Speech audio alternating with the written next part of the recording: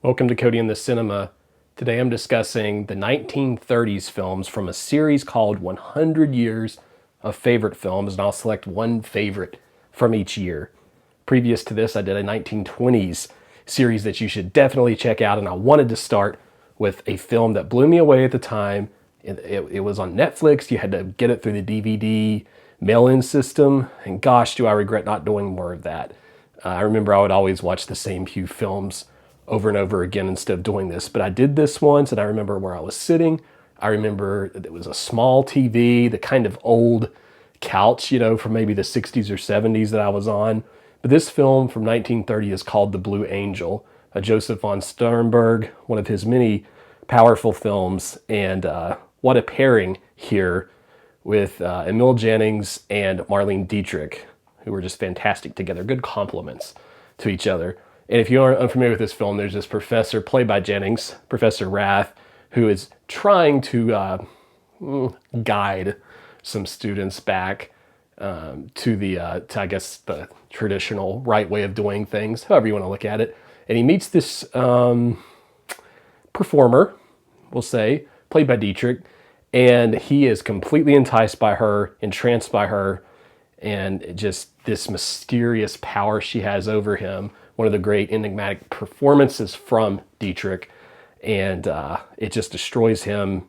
And I find, at the first time I watched this, I thought, okay, well, she's bad. She led him astray, being younger and more naive. But the more I think about it, it's everybody's fault, but his especially, for falling into this lifestyle and trap. And of course, he's completely humiliated in some gut-wrenching scenes. It's a wonderfully drawn tragedy. The opposite end of that is going to be my 1931 pick, a film I talk about all the time. That's easily my favorite film of 1931 and one of my favorite films, period, and one of my favorite rom-coms, period, if not my favorite rom-com, City Lights. This features Charlie Chaplin in a tender performance in which he's a tramp who falls in love with a girl suffering from blindness who's just trying to make a little bit of money by selling flowers. And of course, he uses his drunken rich friend to help him get there. He has to take on a lot of difficult life tasks to try to help her pay rent and so forth. And the love and the genuine companionship between these two cannot be underestimated. If you wanted to get someone interested in silent films, I think City Lights might be the best choice for that, because you stop caring about that part of it. The actors are so convincing and so touching, it's going to bring a little tear to your eye. I can't wait to watch City Lights again. Now, if we go the opposite of that, let's talk about something that's not wholesome. Let's talk about the downfall of all morality and all that's good and pure and holy. The anti-Lord of the Rings from 1932. This is Scarface. And I have this fantastic Criterion copy here, which I reviewed whenever it first came out. What a picture. Paul Mooney as Scarface. And, he comes to Chicago. He's this thug, and he quickly establishes himself with his crazy powerful Tommy guns at one point. But I'll tell you, this is not an insult, okay? I love Kindergarten Cop. I think it's awesome. I know people have mixed feelings about that one, but I really like it. And when I was a kid, that crisp guy, the dude with the long black hair that Arnold was chasing down, and then he eventually becomes a kindergarten cop. Anyway, the bad guy in that film, I think that dude channeled some Paul Mooney, or vice versa, if you believe in time travel, because he is so creepy and sleazy, but somehow kind of charming. And so in the Kindergarten Cop that I'm talking about, you can see why maybe in a former life he has manipulated a kindergarten teacher into loving him, but he's actually just pure evil. And some of the scenes with Paul Mooney are just like that. They're so sleazy, and gosh, they're terrifying. Now, the next film for this from 1933 is one of my favorites in this Universal Monsters pack. I love this. This has been easily one of my favorite large physical media purchases. I might even like this a touch better than the Godzilla from Criterion. But the film from the 30s that really struck me as an insanely high level of quality, not Frankenstein, not Dracula, those are both fine films, but the one I'm thinking of is called, not The Mummy, I'm going to keep on turning, gosh, this is so fun, here it is, The Invisible Man. Look at that, The Invisible Man. Beautiful artwork there in that big Universal Monsters pack. An invisible man can rule the world. No one will see him come. No one will see him go. And there are some terrific kills from our scientist turned pure evil in this one. Very creative film, great effects, terrifying, terrific, sort of funny performance from Claude Rains. Actually, I hadn't thought about this before, but some of the dark humor and mannerisms, I wonder if Robert Mitchum from Night of the Hunter may have drawn from some parts of that character. Sort of some similarities there. But it's a terrific monster film. I think it is, on the whole, a little bit more philosophical than some of the others were. I mean, obviously Frankenstein is dealing with, in some ways, with a great Shelley novel, but I don't know. It's really close for me which of those I like better, but for that particular year, I'm going to choose The Invisible Man. The next year after, there was a wonderful film by John Stahl, and at 34 is a tough year to pick, but I did go with The Imitation of Life. A struggling widow and her daughter take on a black housekeeper to work with them, and she ends up being a fantastic cook, and she should have owned the business they created, but this is the 30s, and so she gets part of the cut of the company, and the two women end up doing pretty well for themselves. But part of what makes this film so effective is how honestly it talks about this concept called passing, because Louise Beavers, who was just a phenomenal actress, her daughter would be able to pass as white, and she struggled with her own identity, and it's so well done and powerful how that is communicated. And while, not everything in the film has aged particularly well, I just consider this to be a masterpiece because it showcased two terrific actresses alongside each other, trying to spread some powerful messages. And for that time period in history especially, I think this one punches well above its weight. And I just fell in love with those characters, and I have such respect for what they did. So that is my take on The Imitation of Life. I believe there's one from the 50s, but I like that one. And that director is going to come up again. Now for the 35 and 1935 and 1936, I have two Yasujiro Ozu films back to back because I could have done more of these years with Ozu. Certainly, Ozu's my favorite director, so for him to show up twice is, who doesn't love Yasujiro Ozu? So, the two films I'm going to talk about, first is An Inn in Tokyo from 1935.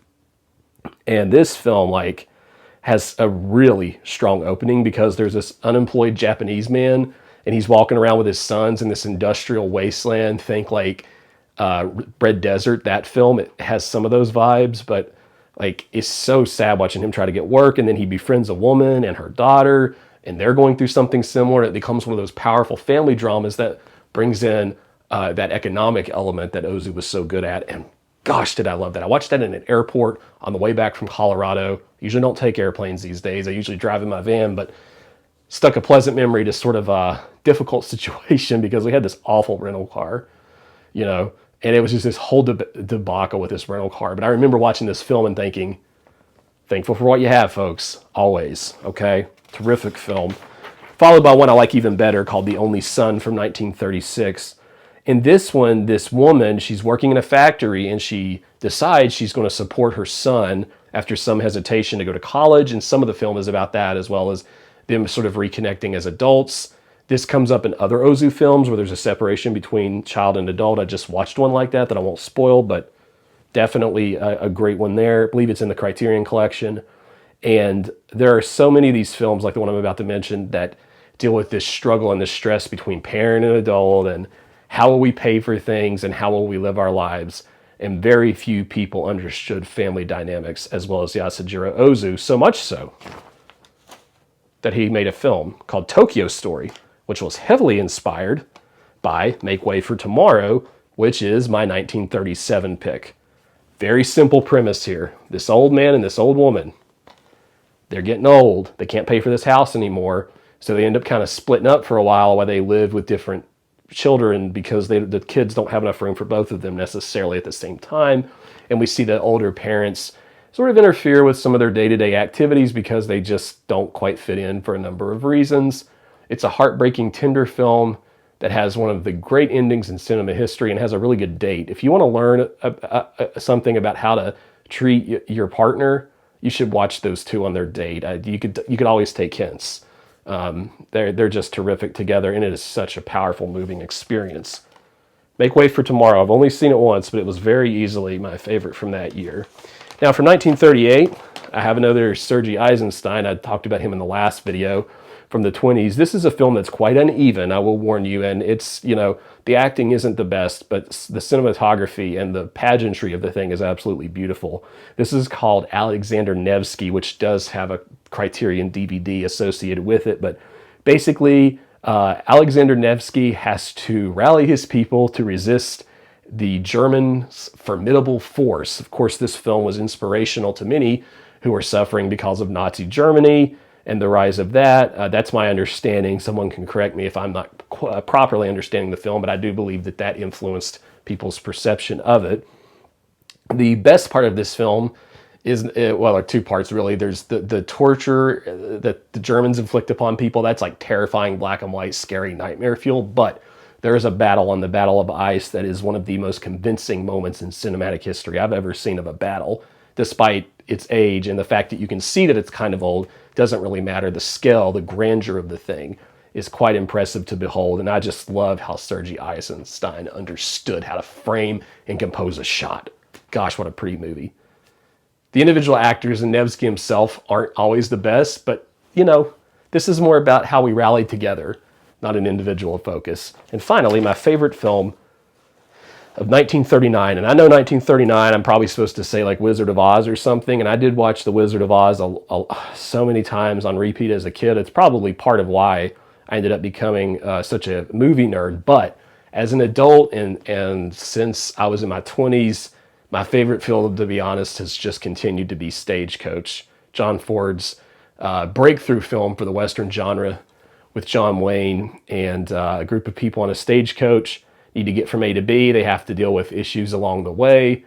And John Wayne gives a charismatic performance as this kid out in the dust who might have a bit of a dark streak. There's a gambler on board, John Carradine, a greedy banker, a woman of questionable means, if you know what I'm saying. And it's such a socially aware Western. Even though elements of it, it might feel dated, I do think its heart was in the right place despite that. And the stunt work by the Native American writers is just unreal. Like, this is my favorite car chase in a movie, the stagecoach being chased. And I've always just thought it's such a beautiful, touching, powerful film. Well ahead of its years and really helped cement the genre. And it's my favorite of that decade. So those are my choices for the 1930s. If you like the video, please give it that thumbs up button and tell me in the comments what is a favorite of yours from the 30s. Or sometimes I know people like to write like each year. Maybe you have a favorite there you want to touch up on, or maybe you agree with some of mine, and then subscribe if you haven't, because I cover lots of cinema related topics like the Criterion channel and stuff like this. See you next time. Cody in the cinema.